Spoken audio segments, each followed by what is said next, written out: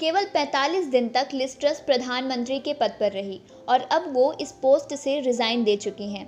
अब सवाल ये है कि उन्होंने इस पद से इस्तीफा दिया क्यों।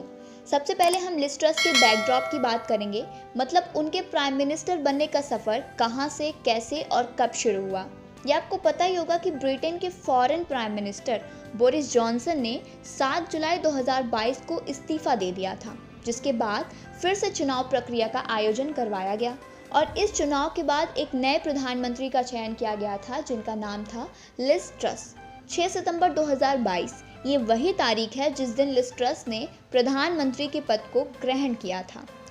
इनके प्रधानमंत्री बनने के सिर्फ 2 दिन बाद, मतलब 8 सितंबर 2022 को क्वीन एलिजाबेथ II का निधन हो गया। इनकी मृत्यु के बाद ऑफिशियली सरकारी कामकाज पूरी तरह से बंद कर दिए गए थे। 23 सितंबर को ब्रिटेन सरकार के द्वारा पहली आर्थिक नीति यानी फर्स्ट इकोनॉमिक पॉलिसी की घोषणा की गई और यही आर्थिक नीति लिज ट्रस की सरकार गिरने का मुख्य आधार बनी। लिज ट्रस ब्रिटेन की तीसरी महिला प्रधानमंत्री थी। इनसे पहले 2 महिलाएं थीं जिनका नाम है मार्गरेट थैचर और थेरेसा मे। लिज ट्रस सबसे अंतिम प्राइम मिनिस्टर थी जिन्हें क्वीन एलिजाबेथ II द्वारा नियुक्त किया गया था। जैसा कि आप सभी जानते हैं कि लिज ट्रस का कार्यकाल सिर्फ 45 दिन तक ही रहा और अब ये रिकॉर्ड बन चुका है कि ब्रिटेन के इतिहास में ये सबसे कम अवधि की प्रधानमंत्री भी रह चुकी हैं। लिज ट्रस ने लॉर्ड कैनिंग का भी रिकॉर्ड तोड़ दिया, जो केवल 121 दिन के लिए प्रधानमंत्री के पद पर रहे। प्रधानमंत्री के अलावा लिज ट्रस ब्रिटेन में कॉमनवेल्थ मिनिस्टर और फॉरेन मिनिस्टर भी रह चुकी हैं। जिस समय लिज ट्रस ने प्रधानमंत्री का पद ग्रहण किया था, उस समय ब्रिटेन की आर्थिक स्थिति बहुत अच्छी नहीं थी और क्वीन एलिजाबेथ II की मृत्यु के बाद भी वहां की अर्थव्यवस्था धीरे धीरे कम होने लगी थी। ब्रिटेन में इकोनॉमिक डेवलपमेंट बहुत ही स्लो हो गया है। ब्रिटेन में महंगाई का स्तर भी काफ़ी हद तक बढ़ चुका है, जिसकी वजह रूस और यूक्रेन के युद्ध को बताया गया है, क्योंकि एनर्जी और ऑयल जैसी चीज़ें रशिया द्वारा ही मंगाई जाती थी और अब युद्ध के कारण इनकी कीमत बढ़ चुकी है, क्योंकि तेल और ऊर्जा जैसे साधनों पर रूस द्वारा प्रतिबंध लगा दिया गया है। लिज ट्रस द्वारा कुछ ऐसी नीतियां बनाई गई जिसके कारण ब्रिटेन की अर्थव्यवस्था में गिरावट आई। वो नीतियां क्या थी, आइए जानते हैं।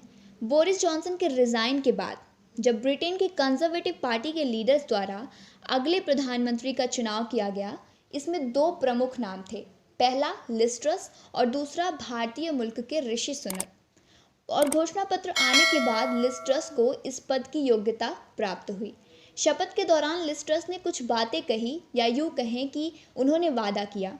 उनका पहला वादा था टैक्स डिडक्शन यानी कर में कटौती करना, और दूसरा ये कि जो ऑयल प्राइस है यानी कि जो तेल की कीमत है उसको एक मीडियम लेवल पर लाने का वादा किया था। अगर आप उनकी पहली बात पे ध्यान दें यानी टैक्स डिडक्शन पे, तो ये उनका गलत निर्णय था।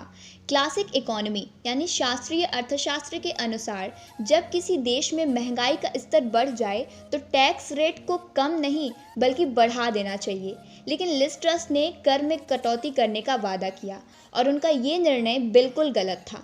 लिज ट्रस की सरकार द्वारा 23 सितंबर को मिनी बजट का अनाउंसमेंट किया गया और इसी मिनी बजट में कर कटौती पैकेज नाम की नीति की शुरुआत हुई।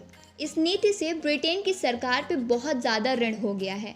ब्रिटेन में आर्थिक विकास की संभावना दूर दूर तक नज़र नहीं आ रही, वो भी महंगाई के कारण, और सरकार भी बाजारों द्वारा लिए गए ऋण को चुकाने में सक्षम नहीं है और ऐसे में पाउंड की कीमत डॉलर से भी कम हो गई।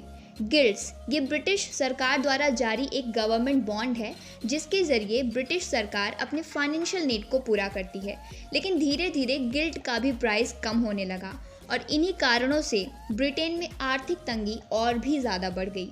इतनी सारी प्रक्रियाओं के बाद जब लिज ट्रस को लगा कि उनका निर्णय गलत था, तो उन्होंने वित्तीय मंत्री को उनके पद से हटा दिया और उनकी सभी नीतियों को कन्वर्स कर दिया गया।